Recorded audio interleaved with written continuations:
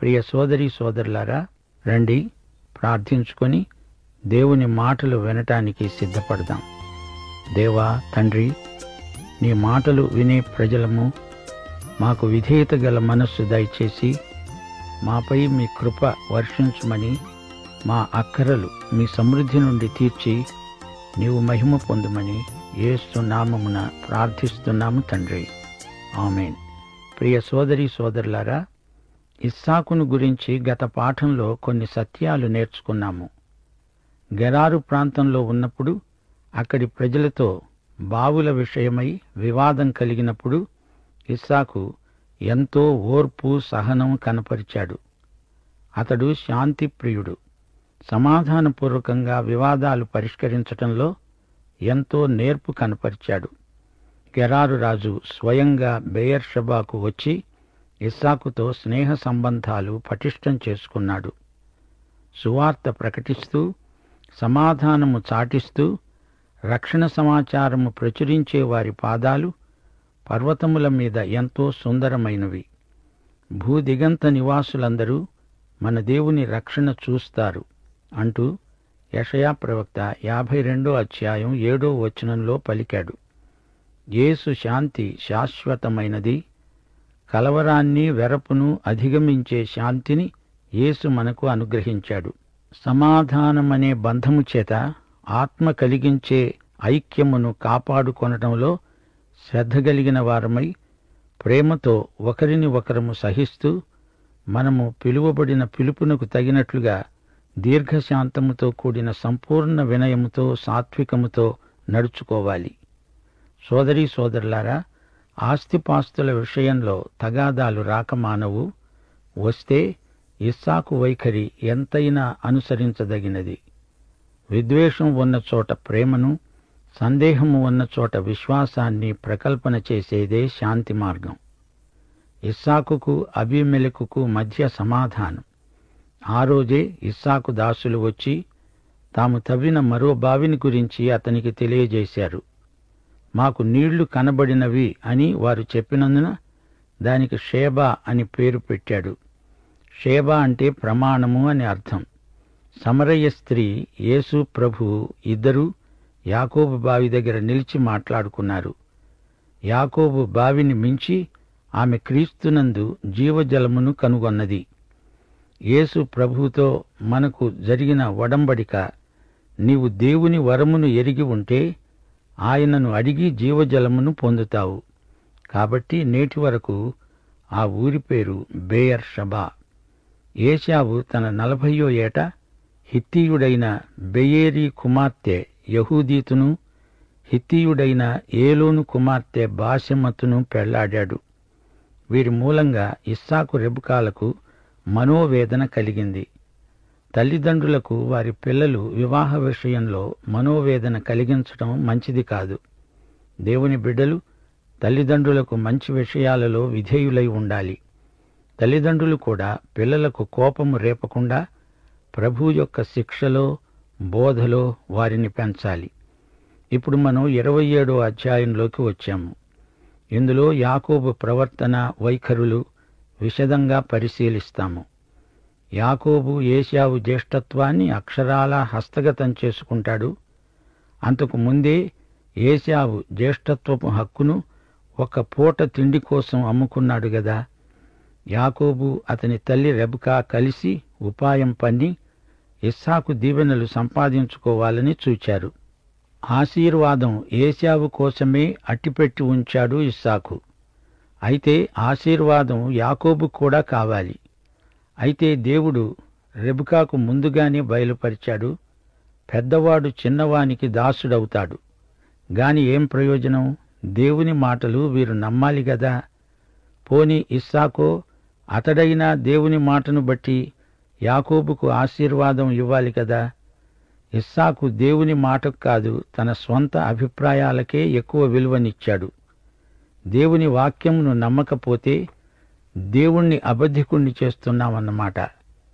Hebrew పత్రిక 6వ అధ్యాయం 18వ వచనం, దేవుడు అబద్ధమాడజాలడు.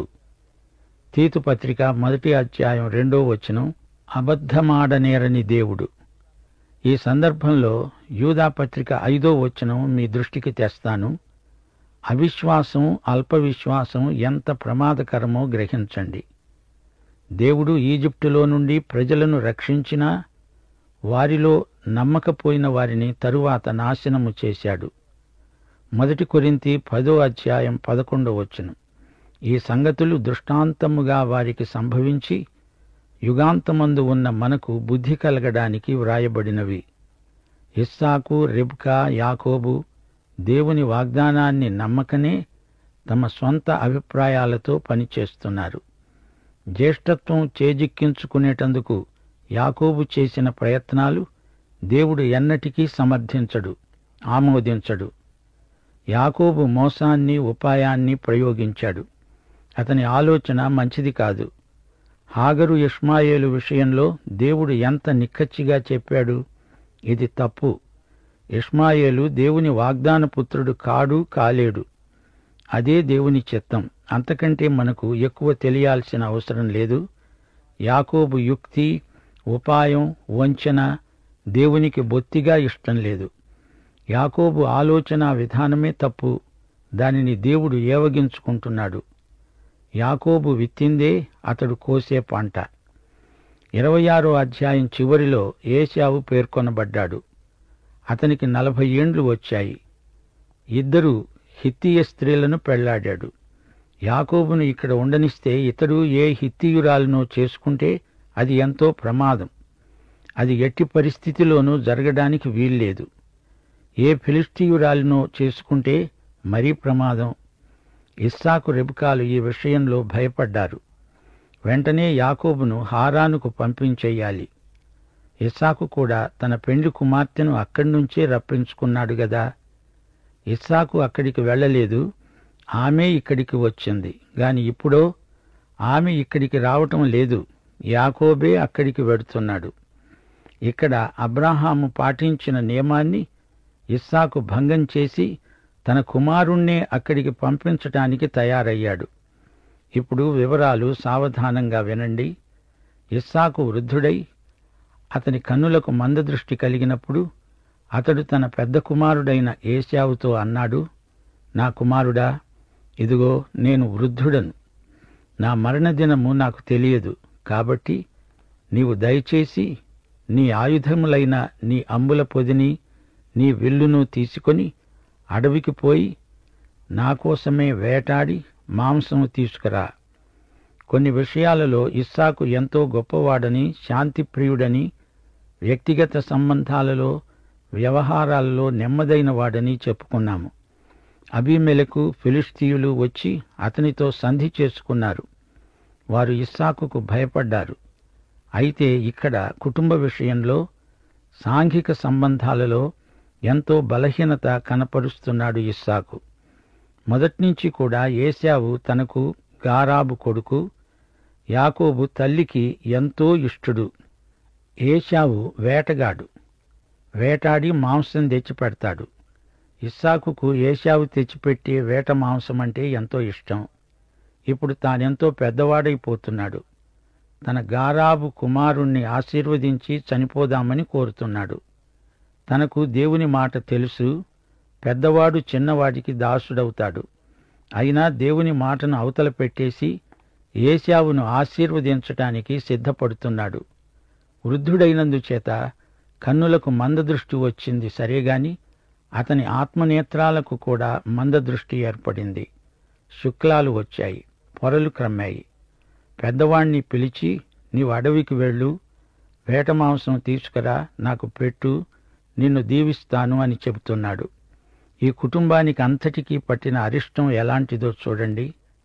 అబ్రాహాము కుటుంబంలో హాగరును బట్టి సమస్య, ఇస్సాకు కుటుంబంలో ఈ కవల పిల్లలను బట్టి సమస్య.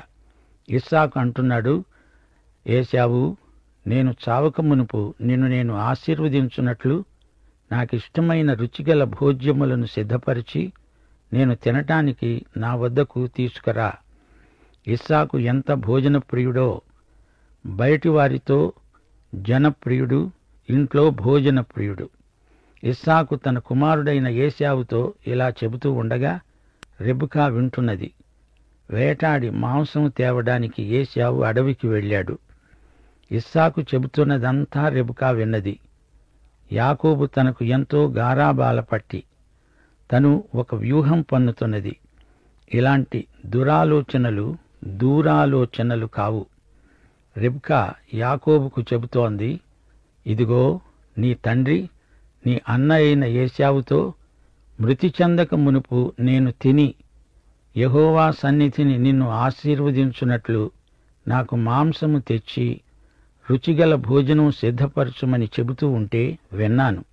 నా కుమారుడా, నా మాట విని నేను నీకు ఆజ్ఞాపించినట్లు చెయ్యి. నీవు మందకు వెళ్ళి 2 మంచి మేకపిల్లలను అక్కడి నుండి నా దగ్గరికి తీసుకురా. వాటితో నీ తండ్రికి ఇష్టమైన రుచిగల భోజ్యములను అతనికి చేస్తాను. నీ తండ్రి మృతి చెందక మునుపు అతడు వాటిని తిని నిన్ను ఆశీర్వదించేటట్లు నీవు వాటిని నీ తండ్రి వద్దకు తీసుకువెళ్ళాలి. ఏశావు బయటి మనిషి, అడవులలో అరణ్యాలలో తిరుగుతూ ఉంటాడు. అంతేకాదు, అతడు ఎర్రటివాడు. అతని ఒంటి నిండా వెంట్రుకలే, రోమములే. యాకోబు అంటున్నాడు, నా సహోదరుడైన ఏశావు రోమములు గలవాడు, నేను నున్నని వాడను. ఒకవేళ నా తండ్రి నన్ను తడివి చూస్తాడు. అప్పుడు నేను అతని దృష్టికి వంచకుడనుగా తోచిన ఎడల నా మీదికి వచ్చేది శాపమే కాని ఆశీర్వాదం కాదు. యాకోబు వంచకుడుగా కనపడడం కాదు, వంచకుడే, అందులో సందేహం లేదు. అతని తల్లి చెప్పింది, నా కుమారుడా, ఆ శాపము నా మీదికి వచ్చునుగాక. నా మాట మాత్రం విను, పో, వాటిని నాకు తెచ్చి ఇయ్యి. అతడు అలాగే వెళ్లి వాటిని తల్లికి తెచ్చి ఇచ్చాడు. అతని తల్లి అతని తండ్రికి ఇష్టమైన రుచిగల భోజ్యములను సిద్ధపరిచింది. తన జ్యేష్ఠ కుమారుడైన ఏశావుకు సొగసైన వస్త్రాలు ఇంట తన వద్దనే ఉన్నాయి గనుక రెబ్కా వాటిని తీసి తన చిన్న కుమారుడైన యాకోబుకు తొడిగింది. ఆ మేక పిల్లల చర్మములతో అతని చేతులను, అతని మెడ మీద నునుపు భాగమును కప్పి తాను సిద్ధపరచిన రుచిగల భోజ్యములను, రొట్టెను తన కుమారుడైన యాకోబు చేతికి ఇచ్చింది. సోదరీ సోదరులారా, ఈ వాక్య భాగాన్ని వ్యాఖ్యానించకుండా విడువలేను. ఈమె చేసిందేమిటి? ఈ దొంగాటకమంతా దేనికి? అతని వీపుకు చేతులకు మేక చర్మం కప్పాల్సినంత అవసరమేమొచ్చింది? తండ్రికి కళ్ళు కనపడవు, తడిమి చూస్తాడు. వచ్చినవాడు ఏశావు అని అతడు అనుకోవాలి. ఏశావు దుస్తులు అతనికి తొడిగించింది. ఇస్సాకు చూడలేడు గాని స్పృశించగలడు, వాసన చూడగలడు. అందుకే ఈ ప్రయాస అంతా. యాకోబు తన తండ్రి వద్దకు వచ్చి నా తండ్రి అని పిలువగా అతడు ఏమి నా కుమారుడా, నీవు ఎవరు అని అడిగాడు. అందుకు యాకోబు అన్నాడు, నేను ఏశావు అనే నీ జ్యేష్ఠ కుమారుడను. నీవు నాకు చెప్పిన ప్రకారం చేశాను. నీవు నన్ను దీవించడానికి దయచేసి లేచి కూర్చుండి నేను వేటాడి తెచ్చిన దానిని తిను. అప్పుడు ఇస్సాకు అన్నాడు, నా కుమారుడా, ఇంత శీఘ్రంగా అది నీకు ఎలా దొరికింది? అతడు అన్నాడు, నీ దేవుడైన యెహోవా నా ఎదటికి దానిని రప్పించటం వల్లనే. యాకోబు ఇక్కడ భక్తిని నటించే వేషధారుల్లో మేటిగా వ్యవహరిస్తున్నాడు. నటనాత్మకమైన భక్తి, వంచనా శిల్పంలో ఆరితేరిన విశ్వాసులు ఎందరో ఉన్నారు. ప్రభువు నడిపిస్తున్నాడు అని చెప్పి విడ్డూరపు పనులు చేసేవారున్నారు.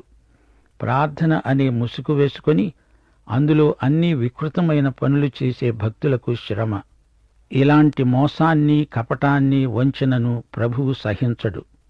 ఇస్సాకు అంటున్నాడు, నా కుమారుడా, నీవు ఏశావు అనే నా కుమారుడవో కావో నేను నిన్ను తడివి చూస్తాను, దగ్గరికి రా.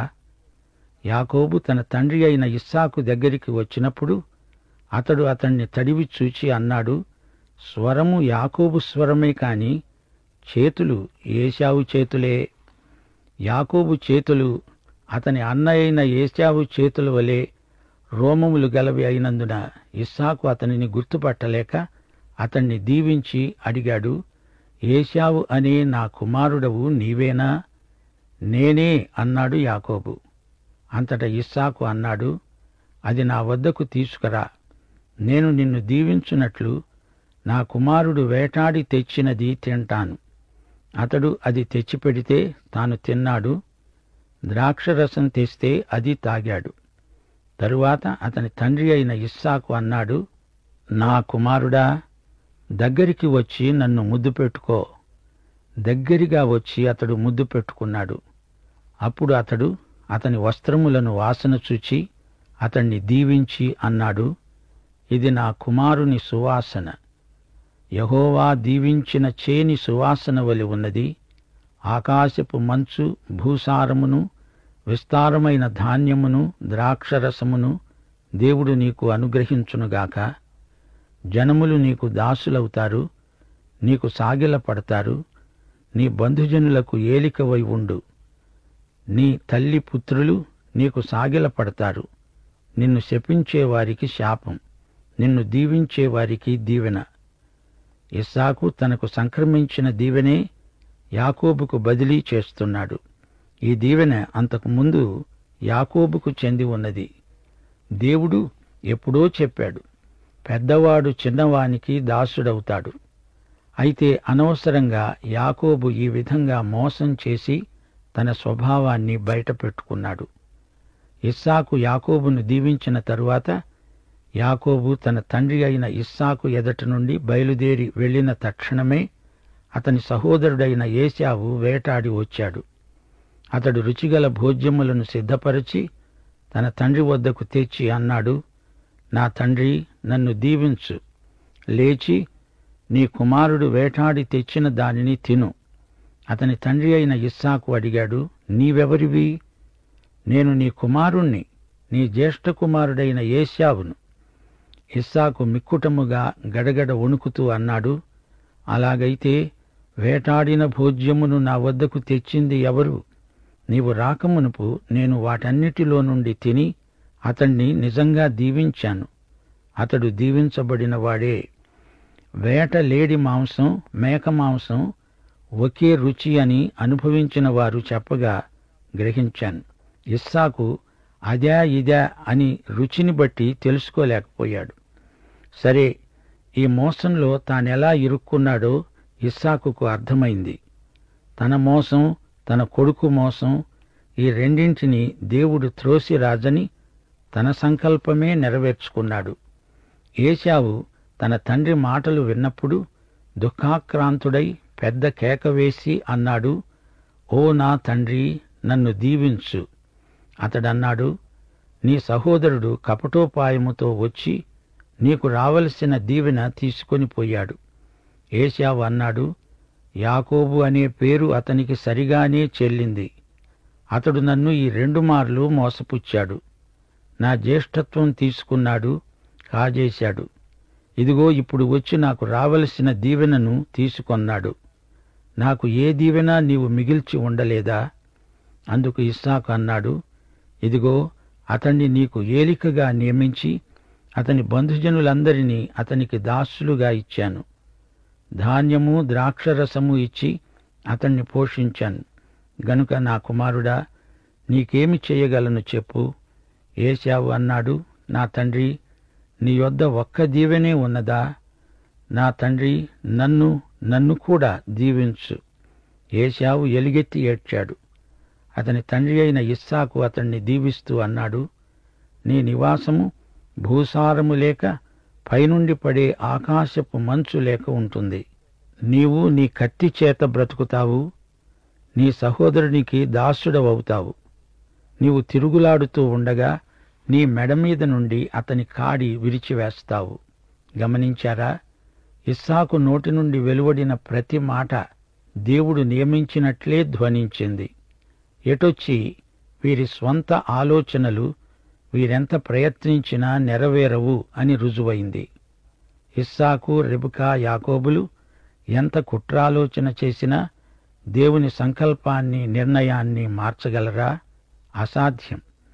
ఇస్సాకు మందదృష్టి భౌతికమే కాదు, ఆధ్యాత్మికం కూడా. 41వ వచనం. తన తండ్రి యాకోబుకు ఇచ్చిన దీవెన నిమిత్తం ఏశావు అతని మీద పగపట్టాడు. ఏశావు అనుకున్నాడు, నా తండ్రిని గురించిన సంతాప దినములు సమీపముగా ఉన్నవి. అప్పుడు నా తమ్ముడైన యాకోబును చంపుతాను. ఏశావు అనుకుంటున్నదేమిటి? నా తండ్రి వృద్ధుడు, ఆయన బ్రతికినంత కాలం బ్రతకబోడు. నా తండ్రి మృతి చెందగానే యాకోబును హతమారుస్తాను. వీణ్ణి నేను బతకనివ్వను అనుకోవడమే కాదు, అన్నాడు. వారితో వీరితో ఇదే మాట పలికాడు. రిబ్కా తన పెద్ద కుమారుడైన ఏశావు మాటలను గూర్చి విన్నప్పుడు ఆమె తన చిన్న కుమారుడైన యాకోబును పిలువనంపి అతనితో అన్నది, ఇదిగో, నీ అన్న అయిన ఏశావు నిన్ను చంపుతానని చెప్పి తనను తాను సముదాయించుకుంటున్నాడు, ఓదార్చుకుంటున్నాడు. కాబట్టి నా కుమారుడా, నీవు నా మాట విని లేచి హారానులో ఉన్న నా సహోదరుడైన లాబాను నొద్దకు పారిపోయి నీ అన్న కోపము చల్లారే వరకు, ఉపశమించే వరకు, నీ అన్న కోపము నీ మీది నుండి తొలగి నీవు అతనికి చేసిందంతా అతడు మరచే వరకు లాబాను దగ్గరే కొన్నాళ్లు ఉండిపో. అప్పుడు నేను అక్కడి నుండి నిన్ను పిలిపిస్తాను. ఒక్కనాడే మీ ఇద్దరినీ నేను పోగొట్టుకోవడం ఎందుకు? చూడండి, రెబెకా అంతా తన చేతిలోనే ఉన్నట్లు మాట్లాడుతున్నది. కొడుకుకు చెబుతున్నది, నీవు ఇంటి నుండి వెళ్ళిపోవాలి. తన ఉపాయానికి, తను వెలగబెట్టిన ఈ నిర్వాకానికి తగ్గ ప్రతిఫలం ఆమె అనుభవించక తప్పదు. ఈమె ఆలోచనల్లో దేవుని నడుపుదల ఏమాత్రమూ లేదు. ఇదంతా తన స్వంత ఆలోచన. దానికి ఎలాంటి విషాదం ఆమెకు మిగిలిందో చూడండి. రెబెకా తిరిగి తన కుమారుణ్ణి చూచి ఉండలేదు. కొంతకాలం ఎక్కడో ఉంటాడులే అనుకుంటున్నావా తల్లి? కాలగతులు నీ చేతిలో ఉన్నాయిటమ్మా. నీ ఊహ, నీ పన్నాగం ఇవన్నీ పనిచేయవు. యాకోబు అక్కడ కొంచెం కాలము కాదు, చాలా కాలమున్నాడు. అతడు తిరిగి వచ్చేటప్పటికి తను చనిపోయింది. గమనించండి శ్రోతలు, యాకోబు రెబెకాకు గారాబు బిడ్డ. గారాబం గజ్జెలకేడుస్తే వీపు దెబ్బలకేడ్చిందట. తల్లి కడగొట్టు కొడుకు, తాను చెడగొట్టిన కొడుకు. కొడుకును తన సహోదరుడైన లాబాను దగ్గరికి పంపుతున్నది.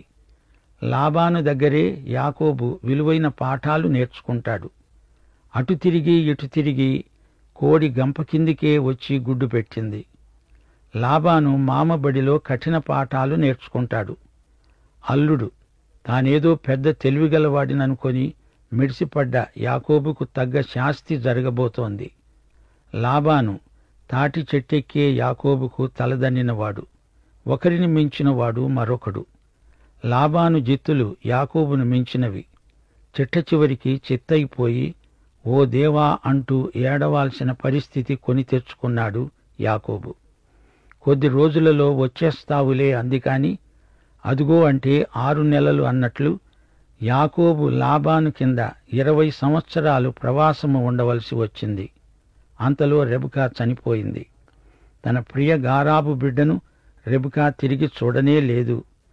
దేవుని మాటను గురించిన అల్ప విశ్వాసం తనకే కాదు, తన కొడుక్కు కూడా అవ్యక్తంగా ఎంతో కీడు చేసింది. ఏశావు తల్లి సంగతే పట్టించుకున్నట్లు కనపడదు.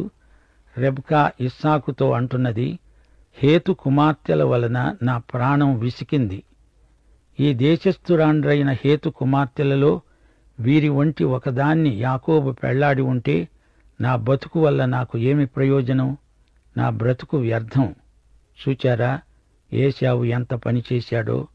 హేతు కుమార్తెలు రెబెకా దుఃఖానికి హేతువులయ్యారు. వీరు అన్యులు, దేవుడు లేని మనుషులు. ఈ కోడండ్లు ఇంటిలోకి అనేక సమస్యలు తెచ్చిపెట్టారు. రెబెకాకు ఎంతో ఆశాభంగం కలిగింది. యాకోబును గనుక ఇక్కడ ఉండనిస్తే ఇతడు అన్నలాగే ఏ అన్యురాలినో కట్టుకొని తనను ఏడిపించేవాడే. గనుక వీణ్ణి మా అన్న దగ్గరికి పంపుతా అంటోంది. ఇస్సాకును ఒప్పించడానికి ఈమె చేస్తున్న ప్రయత్నమిది. అబ్రహాము ఇస్సాకును అక్కడికి తీసుకువెళ్లొద్దని ఎల్యాజరుతో ఖండితంగా చెప్పలేదా? ఇస్సాకు అది మరచిపోయాడు. మందదృష్టే కాదు, మందబుద్ధి కూడా. రెబెకా ఇస్సాకు దగ్గరికి వచ్చింది. ఇస్సాకు ఆమె దగ్గరికి వెళ్లలేదే. ఎల్యాజరు పరిశుద్ధాత్మకు సంకేతం. ఇక్కడ వీరి తీర్మానానికి పరిశుద్ధాత్మ ప్రమేయం ఉన్నట్లు లేదు. యాకోబు ఇక్కడ ఉంటే ఏశావు అతణ్ణి చంపుతాడేమో అని భయం. అయితే ఏం జరిగింది? రెబెకాయే ముందు చనిపోయింది. తండ్రి అంత్యక్రియలకు యాకోబు తిరిగి వచ్చాడు. యాకోబు తన తల్లిని మళ్లీ చూచి ఉండలేదు. పాఠం ఇక్కడ ఆపుదాము. ప్రార్థన చేసుకుందాం. ప్రేమగల తండ్రి, మహిమగల దేవా, నీ సత్యం ఎల్లప్పుడూ మా హృదయాలలో గొప్ప సంచలనం కలిగిస్తుంది. మమ్ములను నీ మార్గములో నడవడానికి ఆయత్తపరుస్తుంది. మమ్ములను నీ సత్యముతో ప్రతిష్ఠించుమని యేసునాథుని నామమున ప్రార్థన చేస్తున్నాము తండ్రి. ఆమేన్.